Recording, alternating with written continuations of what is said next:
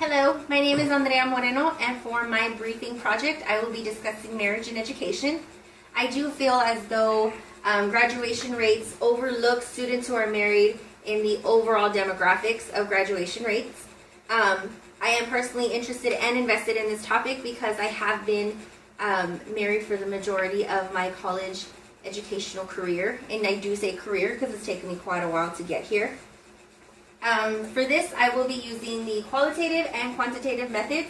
For the qualitative method, it's going to give us an in-depth view into the emotional side and trials and tribulations that a student faces while being married and in college.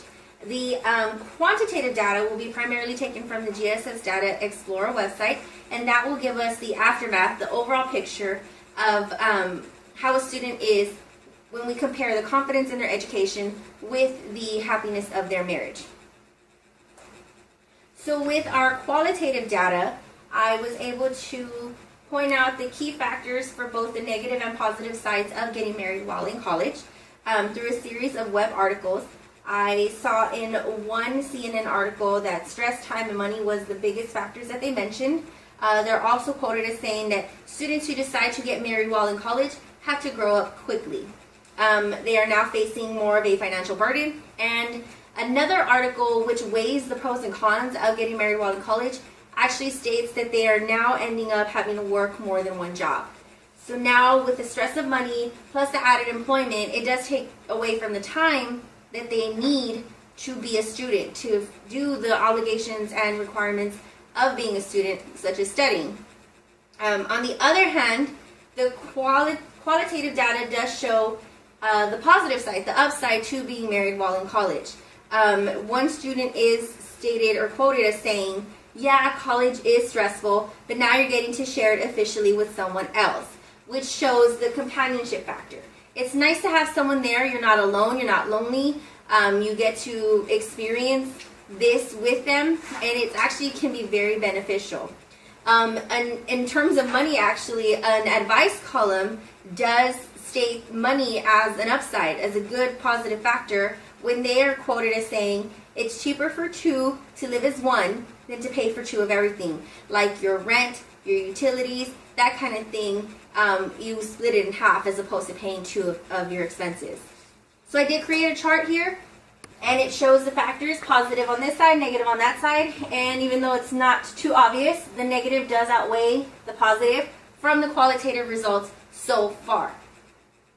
Now that we look at our quantitative data, I first want to point out a statistic from a research group that states 2.2 million married students also happen to be parents, which is a possible and very eventual outcome for married couples.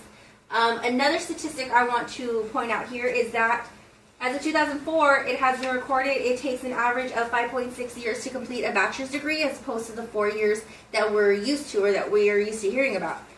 And so far, these two sets of statistics do seem kind of irrelevant to each other, but when we compare it or connect it to the GSS data tool graph chart that I made here, we can see that it's not as big as a deterrence as it may seem at first.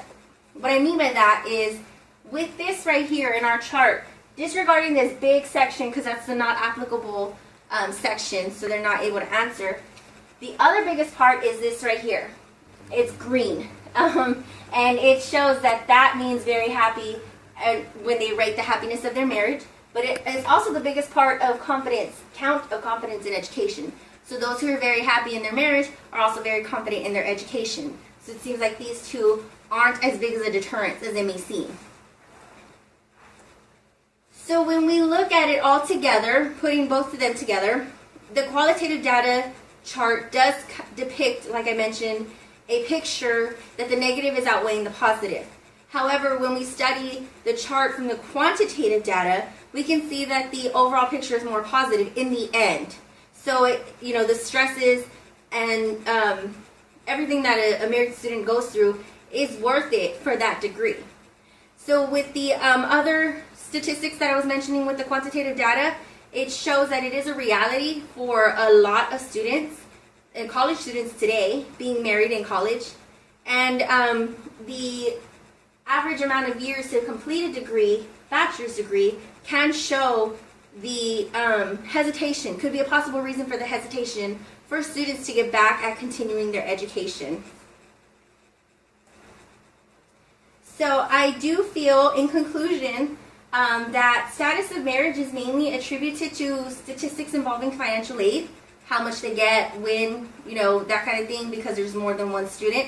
But I feel like if the demographic of married students were attributed to graduation rates, then, like the race and age and maybe religion are, it can boost morale and attendance of prospective students who are hesitant to continue. The quantitative and qualitative data shows that marriage does not have to be a barrier and can lead to a brighter future. Thanks.